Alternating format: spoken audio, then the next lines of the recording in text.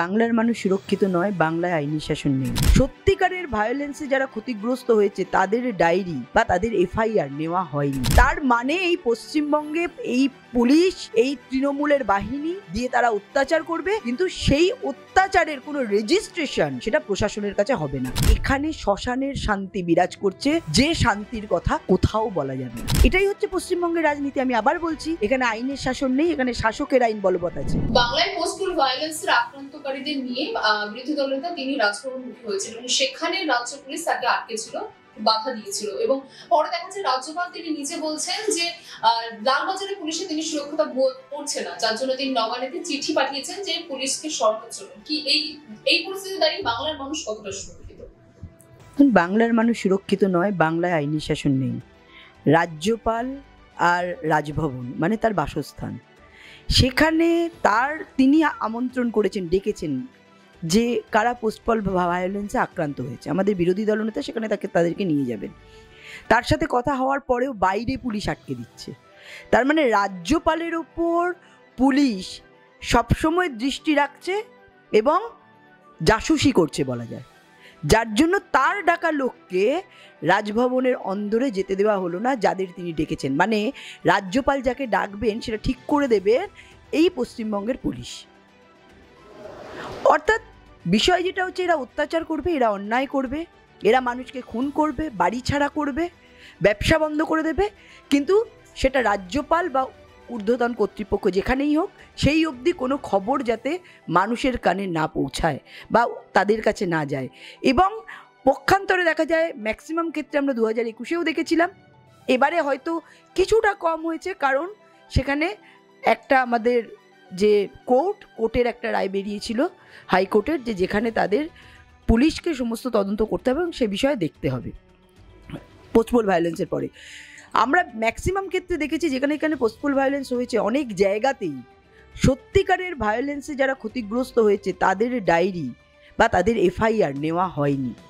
এবং পক্ষান্তরে ভয় দেখানো হয়েছে যে তোমরা যদি এফআইআর করো বা যাদের নামে তোমরা করছো, এরপরে যদি তোমরা ঘরছাড়া হও বা তোমাদের মধ্যে কোনো কিছুর ক্ষতি হয়, আমরা কিন্তু তার দায় নেব না।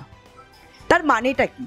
তার মানে এই পশ্চিমবঙ্গে এই পুলিশ, এই তৃণমূলের বাহিনী দিয়ে তারা অত্যাচার করবে, কিন্তু সেই অত্যাচারের কোনো রেজিস্ট্রেশন সেটা প্রশাসনের কাছে হবে না, বা রাজ্যপালকে বা অন্য কোথাও সেই বিষয়ে জানানো যাবে না।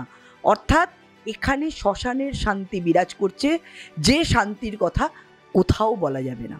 আচ্ছা, এই রাজভবনের সামনে বিরোধী দলনেতা তিনি ধর্নায় বসবেন 19শে জুন, তার জন্য তিনি বিনীত গোয়েলের কাছে তিনি জানিয়েছেন তার জন্য। কিন্তু আমরা দেখেছিলাম কিছু মাস আগে এই রাজভবনের সামনে যেখানে বলা হচ্ছে 144 ধারা জারি করা আছে, জমায়েত করা যাবে না, কিন্তু আমরা দেখেছিলাম যে অভিষেক বন্দ্যোপাধ্যায় তিনি সেখানে ধর্নায় বসেছিলেন। তাহলে এরকম কেন হবে?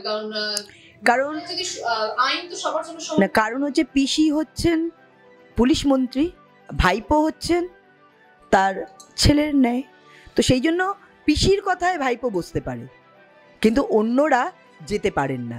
এটাই হচ্ছে পশ্চিমবঙ্গের রাজনীতি। আমি আবার বলছি, এখানে আইনের শাসন নেই, এখানে শাসকের আইন বলবৎ আছে।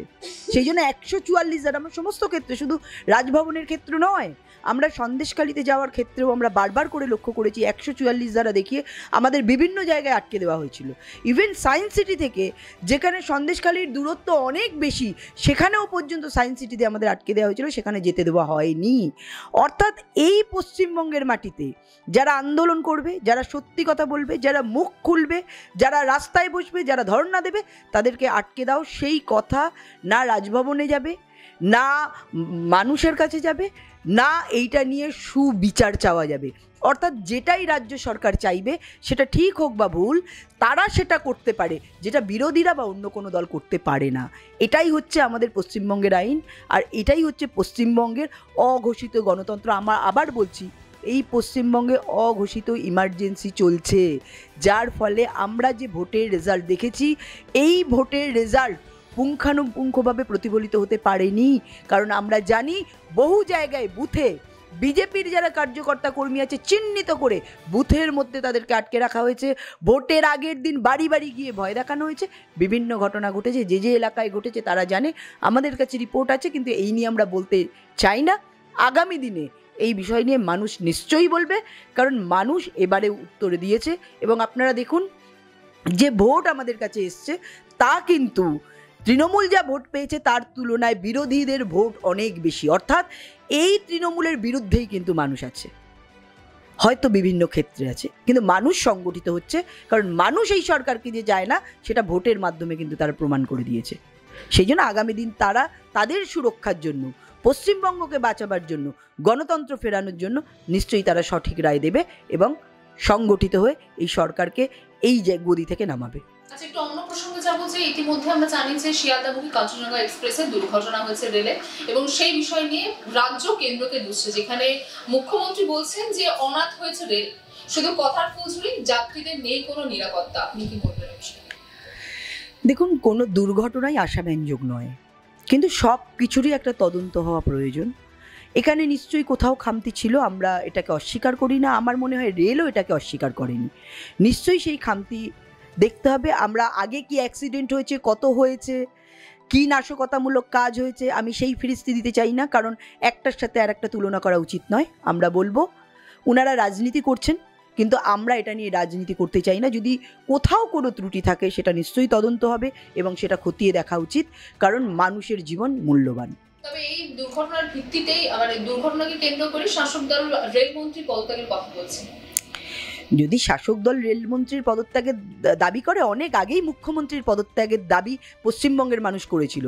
কারণ যেভাবে বকটুই থেকে বিভিন্ন জায়গায় তাদের তৈরি করা জায়গায় হত্যাকাণ্ড হয়েছিল, যেভাবে একের পর এক রেপ হয়ে গেছে, যেভাবে ভোটের আগে পরে যেভাবে এই ভায়োলেন্সে মানুষ খুন হয়েছে, তৃণমূলের দ্বারা আক্রান্ত হয়েছে, যেভাবে বোম চারিদিকে ছড়িয়ে পড়ার জন্য বাচ্চারা বোমা বলে খেলতে গিয়ে মারা গেছে, আক্রান্ত হয়েছে, তাহলে মুখ্যমন্ত্রী কেন পদত্যাগ করবেন না বলতে পারেন আপনি?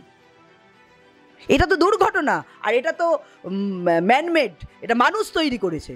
তাহলে যদি ওটাতে পদত্যাগ করতে হয়, অনেক আগে পদত্যাগ করা উচিত ছিল এই মুখ্যমন্ত্রী। কেন করেননি? জবাব দিন উনি, তারপরে উনি রেলমন্ত্রীর পদত্যাগ চাইবেন। মমতা ব্যানার্জির পাশাপাশি কংগ্রেস নেতা সাংসদ রাহুল গান্ধী তিনিও একই কথা বলছেন, তিনিও কেন্দ্রকে দুষছেন এবং তিনি বলছেন যে 10 বছরের রেলে যা দুর্ঘটনা হচ্ছে তার জন্য মোদী সরকার এবং তার অব্যর্থতা, তার অবস্থাপনা। আর 10 বছর আগে যেগুলো হয়েছে তাহলে তার জন্য কারা দায়ী? আমি আবার বলছি, আমি তুলনা টানতে চাই না, কিন্তু আমি বলি এই রেলের যে ব্যবস্থা, এটা তো 10 বছর আসেনি, অনেক বছর ধরে এসছে। আর অনেক বছর ধরে কারা সরকারে ছিল, সেই ব্যর্থতাটা একবার খতিয়ানটা আপনারা দেখে নিন, তাহলেই বুঝতে পারবেন কোন সময় ব্যর্থ। আমি আবার বলছি, এই দুর্ঘটনা নিয়ে কখনোই সমালোচনা বা সেটা নিয়ে এই ধরনের কথা বলা উচিত নয়, কিন্তু যেহেতু তারা এই 10 বছরের কথা তুললেন, সেই হিসাবে আমি রাহুল গান্ধীকে বলবো তিনি একবার ভালো করে অঙ্কটা কষে নিক, কোন সময় বেশি অ্যাক্সিডেন্ট হয়েছিল আর কোন সময় কম হয়েছে। আমি আবার বলছি, যদি এখানে কোনো ত্রুটি থাকে, ভুল থাকে, নিশ্চয়ই এটা নিয়ে তদন্ত করা উচিত, কী জন্য হলো এটা দেখা উচিত, কারণ মানুষের জীবন যথেষ্ট মূল্যবান। একটুখানি ত্রুটি মানুষের জীবনকে ওলটপালট করে দেয়। নিশ্চয়ই এই বিষয়ে তদন্ত করবেন এবং আমার মনে হয় এই দায় কেন্দ্র সরকারও উপেক্ষা করেনি। তো সেই জন্য আমি বলতে চাই যে রাহুল গান্ধী কি বলেছেন সেই বিষয়ে আমরা তার উত্তর দেব না, আমাদের যেটা উত্তর সেটা আমি দিয়েছি।